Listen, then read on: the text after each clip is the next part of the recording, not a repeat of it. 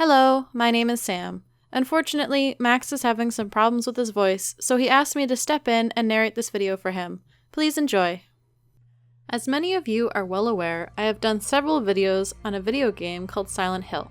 These videos have investigated the religious, alchemical, and psychological concepts which influence the game, of which there are several. There are so many pieces of fiction and non-fiction that seemingly influence the game's mythology that to give each of them proper consideration would take an unconscionable amount of time. Thankfully, the Silent Hill fanbase has unofficially rank-ordered these influences in terms of importance and whether or not the developers confirmed an official connection. While I have focused on Silent Hill's more esoteric influences, I figure now is the time to address one of the more overt influences, and it's one many of you have requested: Jacob's Ladder. Jacob's Ladder is a 1990s film starring Tim Robbins and directed by Adrian Lyne. Several of Silent Hill's signature horror effects, like humanoid monsters, twitching heads, and decrepit environments, are all inspired by Jacob's Ladder. Today, I wish to analyze both the movie and the game and their respective influences. But before I continue, I wish to warn my viewers about what this video is not. That way you do not waste the next 15 minutes expecting something else. If you are looking for a general analysis of Jacob's Ladder and its connections to Silent Hill, allow me to direct you to a video that does that, because you will not find that here. I recommend to you a video called Jacob's Ladder: Monsters of the Week by a YouTube user named Ragnaroks. It is one of the most thoroughly researched, entertaining, and enlightening videos I have seen on this platform. The video is so good that I didn't see much point in doing my own video on the movie. I told myself that unless I could create my own original take on the movie, that I would refrain from an analysis out of fear of plagiarism accusations. Naturally, the fact that this video exists confirms that I have found an original take. Unlike Ragnaroks' video, I will be focusing on only one of Jacob Ladder's influences, but don't let my narrow focus deter you. Yes, the influence I'm about to cite will take up most of the video. After a while, people might wonder if this video should be titled differently, because I will focus more so on the influence rather than Jacob's Ladder or Silent Hill themselves. However, if you stick with me to the end, I promise that you will find the explanations you desire. You will understand the horrors of both the movie and the game and why they manifest the way they do. Needless to say, there are spoilers ahead. One of the things that Ragnaroks' video does so well is give an overview of Jacob's Ladder's primary influences, from Christian religion to Greek mythology. The focus of this video will be on what is seemingly the biggest influence of all, the Tibetan Book of the Dead, aka Bardo Thodal. While Ragnaroks does cite the book as one of the movie's influences, he does not provide much expansion upon how the book's concepts explain the movie's mythology. In order to help make these concepts clear, I shall provide a very brief history of the Tibetan Book of the Dead. Bardo Thodal was inspired by a Buddhist master in the 8th century known as Padmasambhara. The text of the book was written by his disciple, Yeshe Sogyal. The book was one of many treasures hidden throughout the Himalayan region for centuries, only to be discovered by the worthy. This book in particular was hidden because the world was supposedly not ready for its contents. It was in the 14th century when the book was rediscovered, and less than 100 years ago that the book received an English translation. Regardless of the historical validity of the text, the notion that a book could contain something that required it to be buried for centuries is intriguing. What sacred contents does this book offer? In the simplest terms, the book supposedly contained the answers to life's greatest mystery: what happens after we die? For the sake of time and clarity, I will be focusing on only two concepts described in the book, the two most relevant to Jacob's Ladder and Silent Hill. One is the universal mind, and the other is the three bardos. My understanding of both concepts is informed by Carl Jung's commentaries on Bardo Thodal in his text Psychology and Religion, West and East. To understand the concept of the universal mind, we must distinguish the Western conception of mind from the Eastern.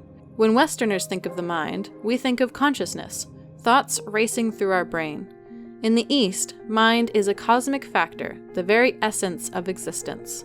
Everything in the universe is the extension of the cosmic, universal mind. To use Western Christian terms, this universal mind can aptly be referred to as God.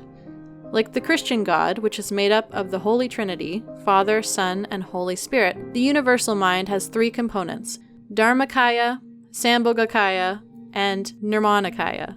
For the sake of time and clarity, we will focus solely on the Sambhogakaya.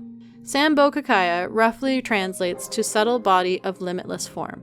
To use Jung's words, The Sambhogakaya is the matrix of all archetypes or structural patterns. It is the Sambhogakaya element of the universal mind that gives birth to the universe and sets its parameters. In regards to human beings, we are an extension of the Sambhogakaya.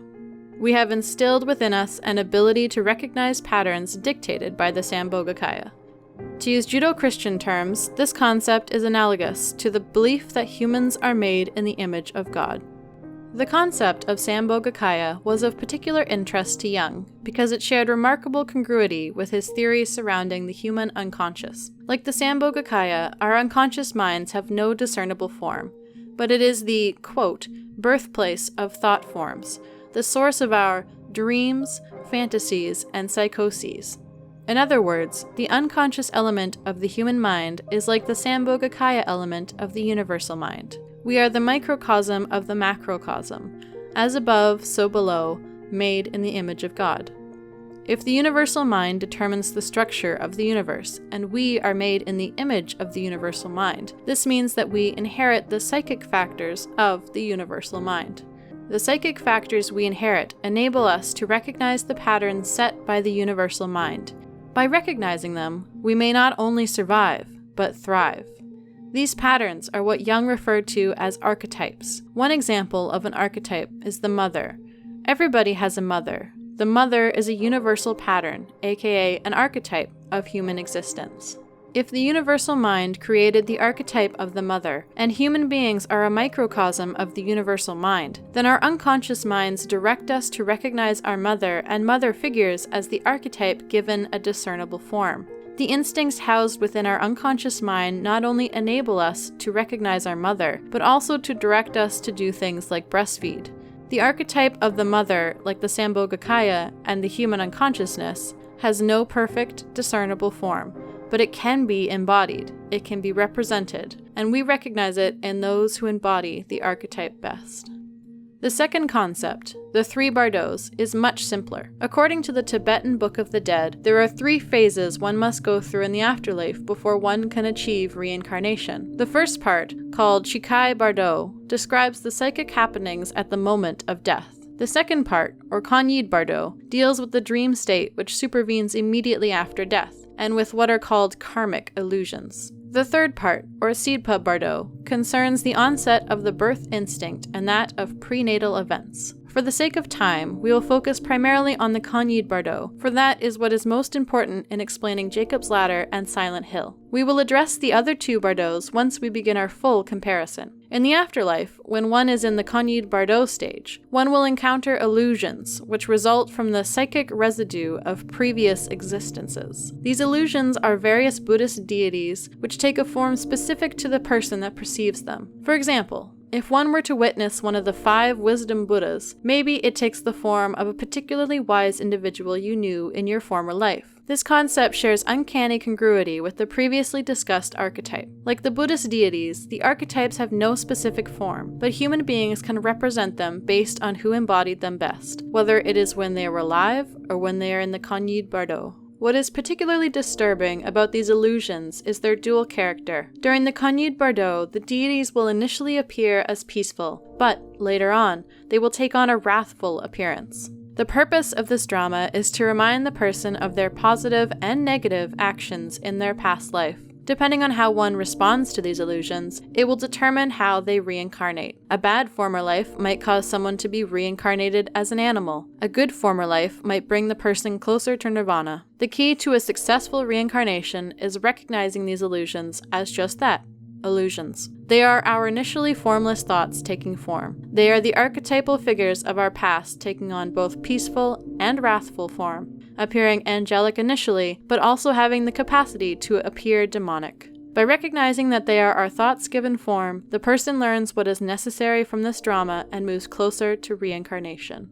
With all of this being said, I am certain that you, the viewer, have begun to establish the connection I am trying to draw between Jacob's Ladder, Silent Hill, and the Tibetan Book of the Dead. There are other elements to the Book of the Dead that I will introduce momentarily, but I will introduce those as we go through Jacob's Ladder. In the most basic terms, the majority of Jacob's Ladder involves the protagonist, Jacob Singer, going through his version of the coherent bardo. He encounters archetypal deities and various other mental illusions, all varying in their presentation. For example, the character of Jezi is an archetypal illusion. In regards to Buddhist tradition, I am not certain what deity she represents. However, Jung found that it would be perfectly appropriate if one chooses to substitute Christian symbols for the gods of the coherent bardo. In the case of Jezi, she represents the Judeo-Christian archetype of Jezebel. While Jezebel isn't a deity in the Judeo-Christian tradition, she is nonetheless archetypal. Oftentimes, when somebody wishes to insult a woman that is shameless or morally unrestrained, they will be referred to as a Jezebel. The Jezebel from religious tradition married King Ahab of Samaria. As queen, she attempted to lead the Samarians away from the worship of Yahweh towards the worship of Baal and Asherah. In order to maintain this new religious rule, she ordered the persecution of Yahweh's prophets. Based on this information, if one were to describe the archetype Jezebel represents, it would be that of a beautiful woman who lures in men for her own sinister purposes. In Jacob's Ladder, the character of Jezi reflects the characteristics of the biblical Jezebel with frightening accuracy. Two of the prophets of Yahweh from religious tradition were Elijah and Jedediah. Elijah and Jedediah are the names of Jacob Singer's kids in the movie. Early on in the movie, Jezi gives Jacob a bag of pictures, which she said were dropped off to him by Elijah. The pictures include memories of Jacob's past life, ones that cause him great emotional pain, and ones that might lead him to the truth that he is in fact dead. Jezi destroys the photos a few minutes later, which is symbolic of the biblical Jezi persecuting the prophet Elijah. Later in the movie, when Jacob tells Jezi that he has seen demons, she persistently tries to convince Jacob that he is over-exaggerating. Like the biblical Jezebel, Jezi is trying to lead Jacob away from the truth in the place of a more palatable fiction. After the middle half of the movie, Jezi starts to embody the antinomian character of the Buddhist deities, where they can appear peaceful at first, but then become wrathful. We see her face take on a demonic character at one point. When Jacob is in the hospital later, she is one of the doctors preparing to torture him. Speaking of the hospital, humans aren't the only thing that possess an antinomian character. The hospital fluctuates between something that appears normal to something that is decrepit and full of gore, with various remnants of his past life. For anybody that has ever played Silent Hill,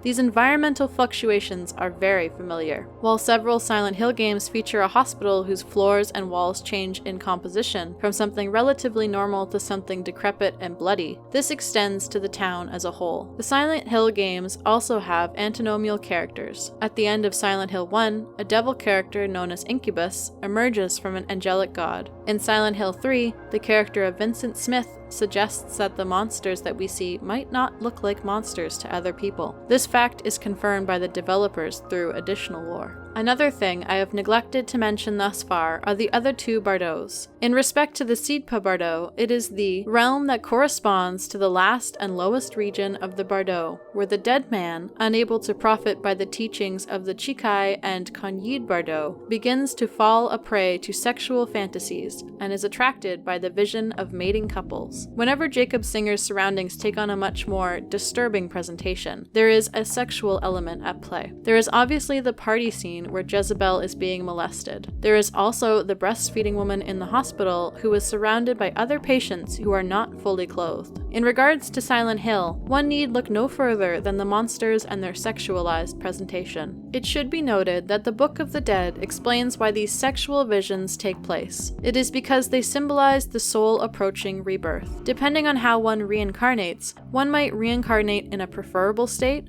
or something less preferable. It seems that in Jacob Singer's case, he comes close to reincarnating in a more hellish reality. Thankfully, various circumstances prevent this from happening. Given all these supernatural occurrences, why does Jacob not come to the conclusion sooner that he might be dead? Why does he take so long to figure it out? The Tibetan Book of the Dead might be the first piece of literature that proposed that souls of the dead do not realize they are dead, a trope that we have seen so often in fiction. As stated before, when the souls of the dead are passing through the three bardos, the deities and the environments take the form of people and places from the soul's past life. It is only when the soul realizes that these deities and environments are illusions that they must complete the transition towards enlightenment. Those that don't recognize this are forced to reincarnate. Jacob Singer only begins to realize he is dead during a discussion with another archetypal deity, an angel, in the form of his chiropractor Louis. When Jacob mentions early on that Louis looks like an angel when standing in front of the light, this is a blatant hint to the audience that Louis is in fact an angel.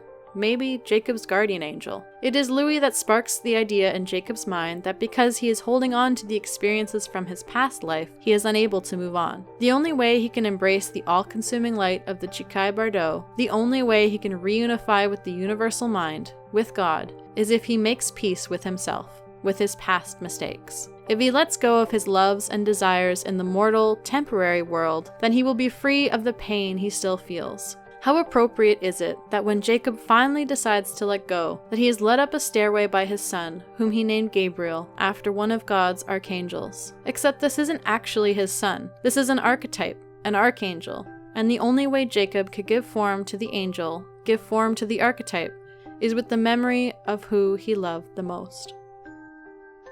I know I didn't cover all the connections between Jacob's Ladder and Silent Hill. Again, I refer you to Ragnarox's video so that you may uncover more connections. Once you're there, tell him that I sent you. I'd love to collaborate with him one day. If you want to support my channel, I have a subscribe star page which includes various rewards. However, I understand not everybody has the financial means, and that's cool. The best thing you can do to support this channel is share this video or any of my other videos. Finally, make sure to subscribe, because there is a lot more horror-related stuff coming out in the next few weeks. Thank you so much for watching!